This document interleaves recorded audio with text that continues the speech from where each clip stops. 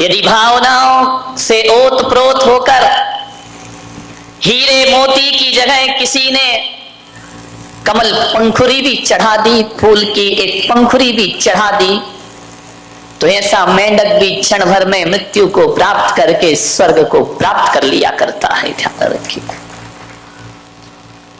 मैं तो ये कहता हूं कि पूजा करने वाले हाथों से ज्यादा पवित्र, इबादत करने वाले हाथों से ज्यादा पवित्र सेवा करने वाले हाथ हुआ करते हैं। ध्यान रखिए।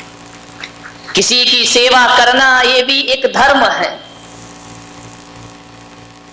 किसी की वैयावृत्त करना यह भी एक धर्म है, क्योंकि जैन शासन में अभी 16 कारण व्रत चल रहे हैं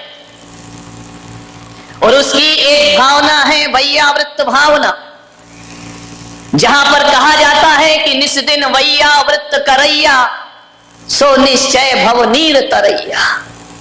जैन दर्शन कहता है जो सेवा का मार्ग अपनाता है, जो परोपकार का मार्ग अपनाता है, परस्पर ग्रहो जीवा नाम का सूत्र सार्थक करता है, वह निश्चय से एक दिन निर्वाण को प्राप्त कर लिया करता है। अरे थाली भर भर के भगवान को अर्घ चढ़ाने वालों, किसी भूखे गरीब की झोपड़ी में एक थाली भोजन भी पहुंचा दिया करो। ध्यान रखिए। अरे माथे पर चंदन का तिलक खींचने वालों, किसी के जख्मों पे मलहम भी लगा दिया करो। और मैं विश्वास दिलाता हूं कि मंदिर का चंदन वो शीतलता नहीं दिला पाएगा जो किसी की जख्म पे मलहम लगाओगे तो शीतलता की प्राप्ति जीवन में हो जाएगी। ध्यान रखना।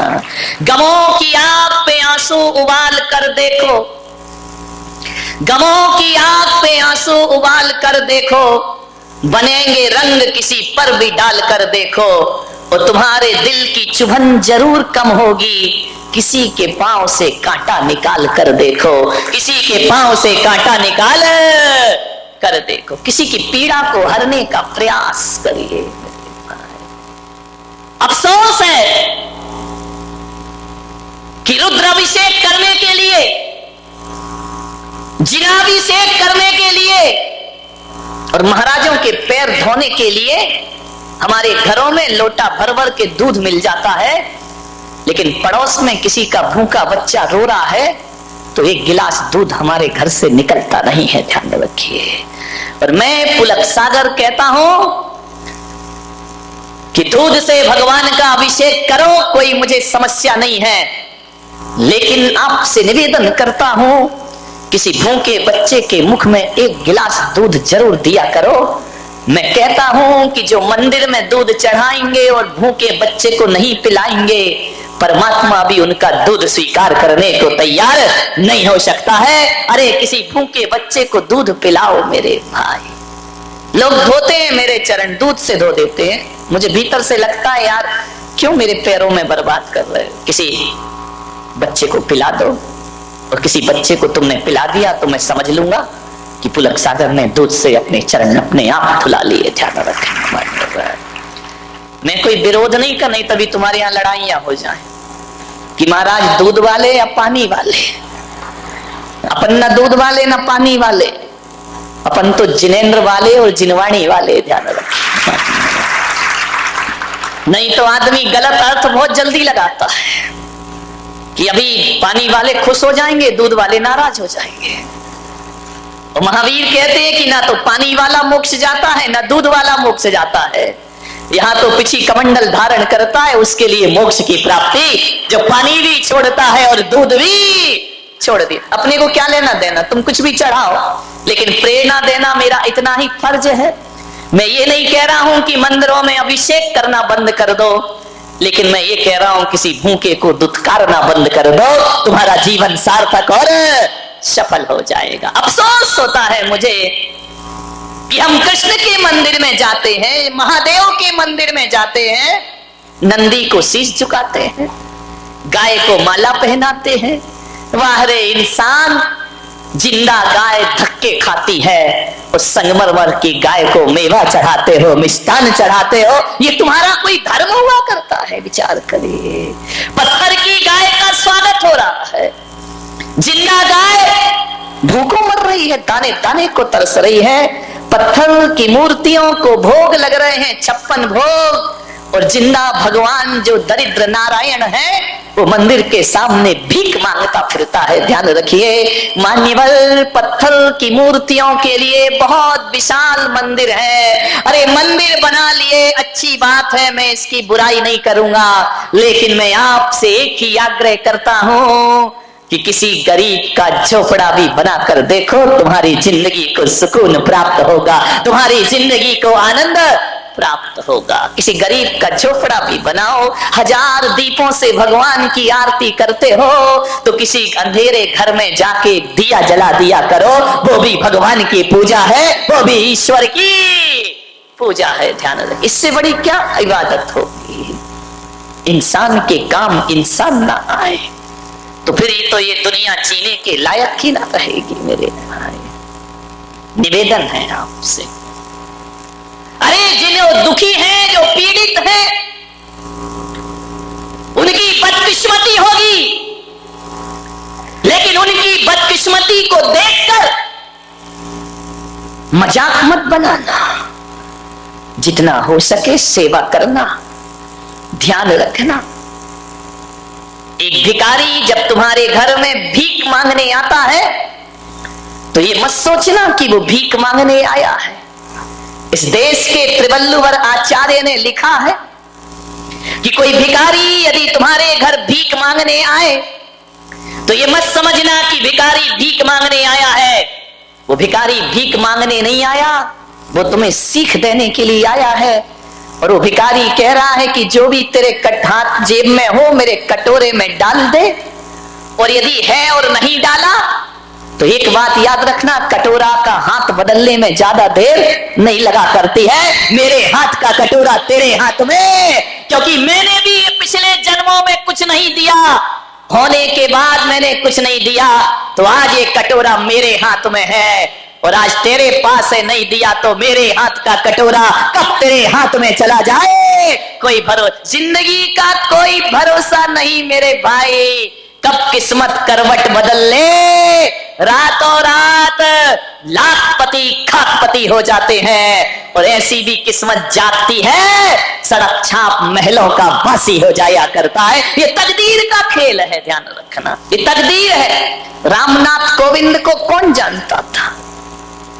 वो खुद नहीं जानते थे कि मैं कभी राष्ट्रपति बनूंगा। मिट्टी के घरों में पैदा हुए, कच्चे मकानों में, दलित परिवार में पैदा हुए, पढ़ाई का इंतजाम तक जिनके पास नहीं था। मेरे भाई जब राष्ट्रपति का चुनाव का अवसर आया तो पूरा देश तो क्या, जितने भी दल हैं वो भी नहीं जानते थे कि रामनाथ कोविंद एक चमत्कार बनकर के नाम प्रकट हो। कितनी अटकलें चल रही थी, कोई बोला कि आडवाणी बनेंगे, कोई बोला सुमित्रा महाजन बनेगी, एक से एक अटकलें चली, लेकिन ध्यान रखना ये मोदी ने कुछ नहीं किया है। जब किस्मत चमकती है ना तो छप्पड़ फाड़ कर प्राप्त हुआ करता है। ध्यान रखना है आपको, राष्ट्रपति बन गए। सोचना है आपको, जो बेर बेर खात थे वो बेर बीन खात है। बेर जानते हिंदी? बेर तुम लोग क्या बोलते? अच्छा, जो बोर, जो हमारे यहाँ बोर है वो तुम्हारे यहाँ बेर है। बहुत ही उल्टा मामला मैं करूंगी। हमारे यहाँ बोर होता है बुरा, तो तुम्हारे यहाँ बोर होता है अच्छा। तो मैं इसको मराठी में कैसे बना, नहीं बनेगा। जो बेर बीन खात थे, जिनके दिन ऐसे थे कि बोर को बीन बीन के खाते थे। जो बेर बीन खाते थे वे बेर बेर खात हैं। बेर बेर यानी बार बार, हिंदी समझाना पड़ेगी मुझे। जो बेर बीन खाते थे वो बेर बेर खात है, जो बेर बेर खाते थे वे बेर बीन खाते। तकदीर का कोई भरोसा नहीं। कल तक जो बेर बीन बीन के खाते थे आज उन बार बार खाते हैं, कल जो बार बार खाते थे आज बेर बीन बीन कर। तकदीर का कोई ठिकाना नहीं, कब किस्मत पलट जाए, और किस्मत ऐसे खूबसूरत मोड़ पे धोखा देती है। अब देखो ना देश के हालात, आडवाणी की किस्मत में नहीं है तो नहीं है, अब क्या करोगे तुम? क्या कर सकते हो? ना पीएम बन पाए, थोड़ी आस थी कि राष्ट्रपति बन जाएंगे, उन्हें क्या मालूम था इसी समय फाइल खुल जाएगी। विचार करिए, सोचना है आपको। अब नहीं है, तकदीर में तो नहीं है। लोग बोलते हैं कि सोनिया का बड़ा त्याग है, जीतने के बाद भी मनमोहन को मुख्यमंत्री प्रधानमंत्री बना दिया। अरे काय का त्याग मेरे भाई? पहले के जमाने में कहा जाता था मजबूरी का नाम महात्मा गांधी, अब कहा जाता है मजबूरी का नाम सोनिया गांधी। क्या करोगे? बदलेगी परिभाषाएं। ये तकदीर के खेल है मेरे भाई, सोच लेना, जिंदगी को समझना। आज सब कुछ है, कल कुछ ना रहेगा। आप देख रहे हैं ना, मैंने एक दिन और बताया था, रेमंड्स ग्रुप के मालिक, रोज अखबारों में आ रहा है दर दर की। तो इस कलयुग का, अभी का, प्रेजेंट का उदाहरण है। अपनी बुलंदियों पर इतना नाज मत करो, अपनी बुलंदियों पर इतना नाज मत करो। हमने तो आसमान से सितारों को गिरते देखा है, ध्यान रखिए। आसमान के सितारे भी एक दिन जमीन पर आ जाते हैं। ए माटी के पुतले ना इतरा के चल, तेरे जीवन का कोई भरोसा नहीं। और बूंद पानी के पड़ते ही गल जाएगा, कच्चे बर्तन का कोई किस पर अकड़ क्या है तुम्हारे पास जो अकड़े अकड़े घूमते हो? क्या है बताइए, क्या है अपने पास? टाटा बिरला रिलायंस को देखोगे ना तो उनकी चपरासी की भी हैसियत नहीं है अपनी, ध्यान रखना। अकड़ ऐसी है कि हे भगवान, कि रामनाथ कोविंद के पिताजी हम ही हो जैसे धरती पर। विचार करिए, क्या है हमारे पास? ठीक है, कुछ नहीं है, ध्यान रखना। बहुत अपने बाप पड़े इस धरती पर, सेवा करो। मान्यवर, जीवन किसी का एक सा नहीं होता है। कभी सुख मिलता है, कभी दुख मिलता है, कभी धूप, कभी छांव। अंगूर की बेल में सभी अंगूर मीठे आए जरूरी तो नहीं है ना मेरे भाई। खट्टे भी आते हैं और मीठे भी आते हैं। गुलाब की हर डाल पर फूल ही फूल हो जरूरी नहीं है, कांटे भी होते हैं और फूल भी हुआ करते हैं। लेकिन कांटों को दुश्मन मत समझो, ये कांटे फूल की सुरक्षा है। दुख को बुरा मत समझो, ये दुख तुम्हारे सुख का स्वाद बढ़ा दिया करते हैं, ध्यान रखिए। आप सोचिए, यदि जीवन में सुख ही सुख हो तो ये जीवन जीने लायक ना बचेगा। थोड़ी सुख भी होना चाहिए, थोड़ा दुख भी होना चाहिए। पिक्चर देखी ना तुमने, कभी खुशी कभी, कितनी जल्दी याद आ गया। अभी मैं बोल देता कि किसी तीर्थंकर के नहीं मालूम मारा। विचार कर, जीवन में कभी खुशी मिलेगी, कभी गम मिलेगा। एक साथ जीवन किसी का नहीं होता है, ध्यान रखना। उतार चढ़ाव जिंदगी में आएंगे। एक सा जीवन तो सूरज का नहीं होता। आकाश में सुबह का सूरज कुछ होता है, दोपहर का सूरज कुछ होता है और सांझ का सूरज कुछ और हो जाता। फिर हमारा जीवन एक सा क्यों रहेगा? संसार में आज तक ऐसा कोई प्राणी पैदा नहीं हुआ होगा जिसके जीवन में सुखी सुखों कभी दुख ना आया हो, और ऐसा भी कोई पापी पैदा नहीं हुआ होगा कि जिसके जीवन में दुखी दुखों कभी सुख ना आए हो। ध्यान रखना, राम महापुरुषों के जीवन में भी दुख आते हैं, उनके जीवन में भी सुख आते हैं, ध्यान रखना। राम कहां पैदा हुए? राजा के घर में। सीता कहां पैदा हुई? राजा जनक के घर में, मिथिला में राजकुमारी बनकर पैदा हुई और वनवासी बनकर जिंदगी गुजार दी उसने। मान्यवर, आप सोचिए, महिलाओं से मेरा निवेदन है कि सीता के विवाह के बाद उस बेटी को क्या सुख मिला है? विचार करो। तुमको तो मिल रहे हैं ना सुख, इतनी डेंजरस सास तो नहीं है ना, और तुम्हारी तो एक ही है, उन्हें तो तीन तीन को झेला है मेरे भाई, ध्यान रखिए।